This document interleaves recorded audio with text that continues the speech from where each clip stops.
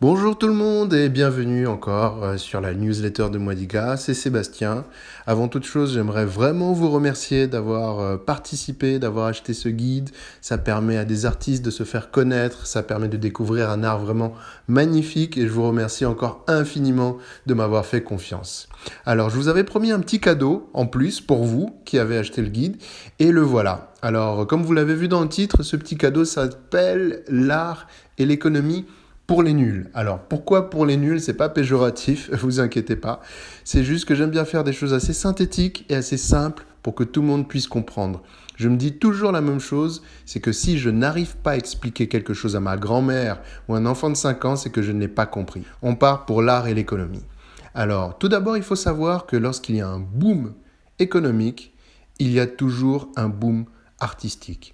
Donc, c'est la première chose que l'on peut noter, c'est qu'il y a un vrai rapport, une cohérence entre l'économie d'un pays ou d'une région et le boom artistique. Alors ça paraît déjà assez intéressant à comprendre parce que une fois que les personnes ont pu subvenir à leurs premiers besoins, c'est-à-dire se nourrir, se loger, avoir un travail, pouvoir consommer des produits électroménagers, voilà, à partir de là, ils commencent à s'intéresser à des choses qui ont d'autres symboles ou des valeurs un peu plus supérieures que d'avoir à acheter une grosse voiture ou une grande maison.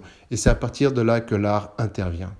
Donc pour illustrer ça, on va se baser sur un exemple qui est l'exemple chinois. Donc là, on va voir typiquement la Chine a connu un gros boom économique.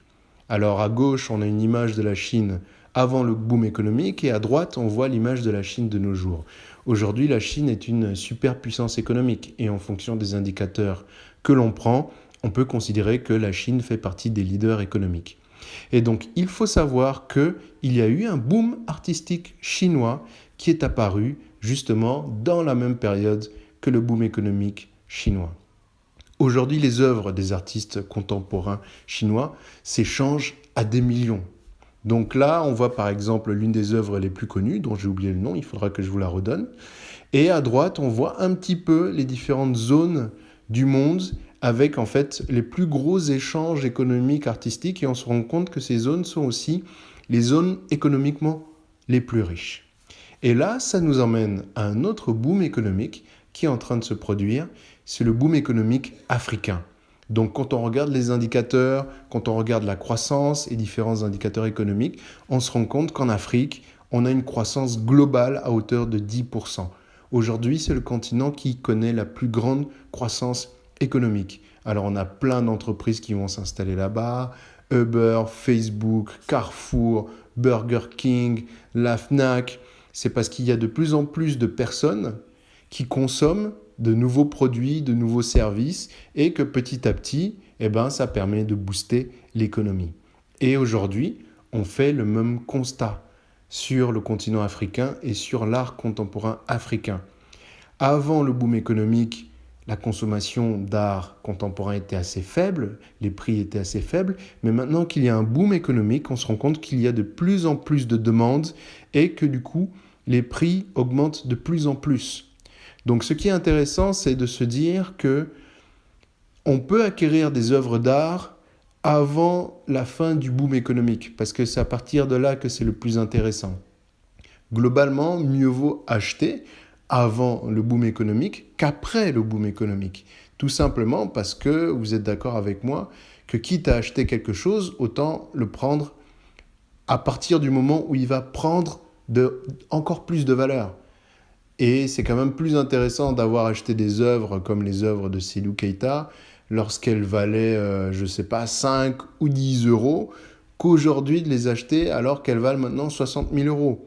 C'est sûr, elles vont continuer à prendre de la valeur, mais en termes de retour sur investissement, le retour sur investissement, c'est en gros, la valeur, le supplément de valeur que l'œuvre que vous avez achetée va prendre.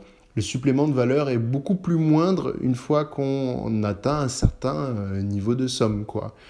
Les œuvres typiquement des artistes chinois, une fois qu'elles sont valorisées à 1 million d'euros, il y a peu de chances qu'elles soient valorisées à 100 millions d'euros. C'est toujours possible, mais il y a peu de chances. Alors qu'auparavant, lorsqu'elles étaient valorisées à 1 000 euros par exemple, 1 million d'euros, ça fait un retour sur investissement incroyable. Donc voilà, c'était tout pour cette petite vidéo sur l'art et l'économie, hein, version très simple, très synthétique. J'espère que vous avez aimé. Alors, il y aura d'autres vidéos, il y aura d'autres articles, mais je voulais également vous demander, à vous qui avez acheté le guide, ce que vous avez pensé de ce guide. Est-ce que vous pourriez me dire ce que vous avez aimé, ce que vous aimeriez retrouver, et surtout, n'hésitez pas à laisser les commentaires sur la page du guide pour partager un petit peu vos avis, vos impressions, et que je puisse un petit peu centraliser tout ça. Dans les prochains mails de la newsletter, je vous ferai découvrir de nouveaux artistes de la photographie africaine. Il y en a énormément. Alors, j'en ai recensé plus de 200. Donc, pour le guide, je ne pouvais pas tous les mettre.